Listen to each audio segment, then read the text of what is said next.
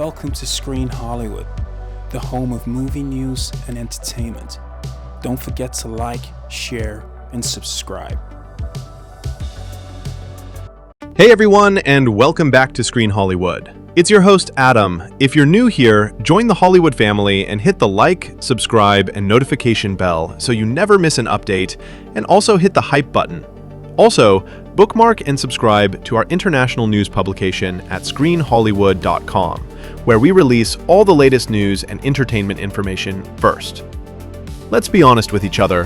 When we hear the words horror sequel, what's the first thing that comes to mind? A cheap cash grab? A lazy rehash of the original? A movie that completely misses the point of what made the first one so special? 9 times out of 10, you'd be right. But I am here today, fresh from watching Black Phone 2, to tell you that this is that rare, beautiful 8 out of 10. This is not just a good sequel, it's a phenomenal piece of horror filmmaking that expands on the original in every single way. So today, in this spoiler-free review, we're going to talk about why this film is a must-see, how it channels some of the greatest horror classics, and why it's one of the best horror films of the year. Okay, so the first thing you need to know is that director Scott Derrickson has done the impossible. He's taken a story that felt perfectly contained and found a logical, terrifying, and emotionally resonant way to continue it. The film picks up with Finney and Gwen after the events of the first movie, and it smartly pivots to focus on the aftermath, on the trauma. This isn't a reset, it's an evolution. The story really centers on Gwen and her psychic abilities.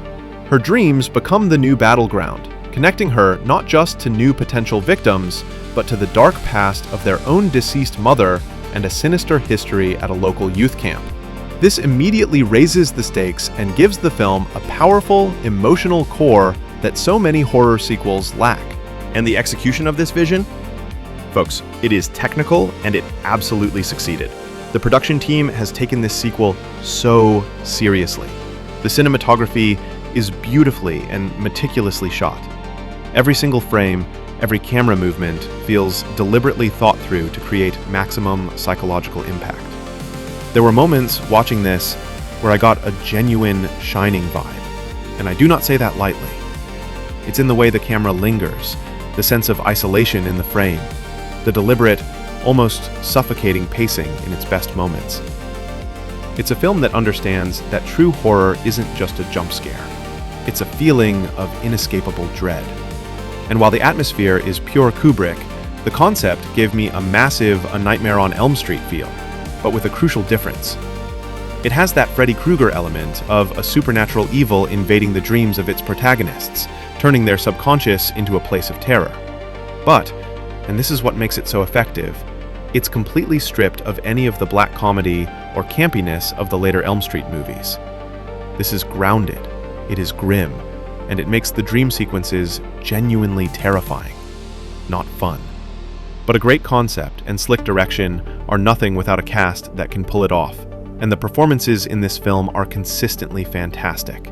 Mason Thames and Madeline McGraw as Finney and Gwen are the absolute heart of this movie.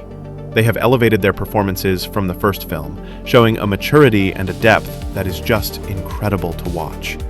McGraw, in particular, is a force of nature.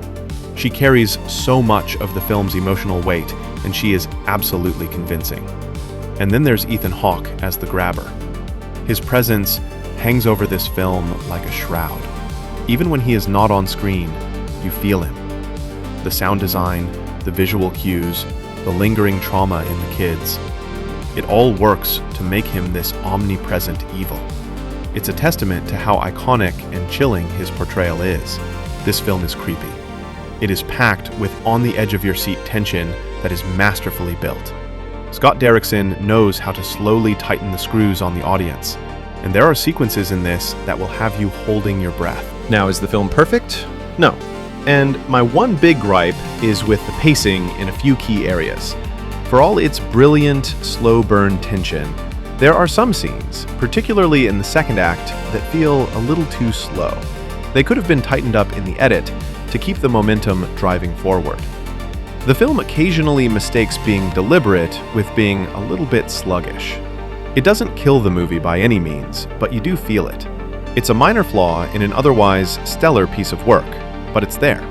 In a world filled with lazy, uninspired horror sequels, Black Phone 2 is a breath of fresh, terrifying air. It is a refreshing change to see a horror film of this quality, let alone a sequel. It's smart, it's character-driven, it's beautifully made, and most importantly, it is genuinely scary. It successfully expands the lore, it respects its characters, and it delivers a fresh and engaging experience that will satisfy fans of the original and newcomers alike. This is, without a doubt, a must-watch for this Halloween season. So what do you think? Are you excited to see Black Phone 2? And what is your all-time favorite horror sequel that actually got it right? Let me know everything down in the comments below. As always, if you appreciate these early, spoiler-free reviews, hit that like button, subscribe to Screen Hollywood, and ring that notification bell. This has been Adam for Screen Hollywood. Thanks for watching.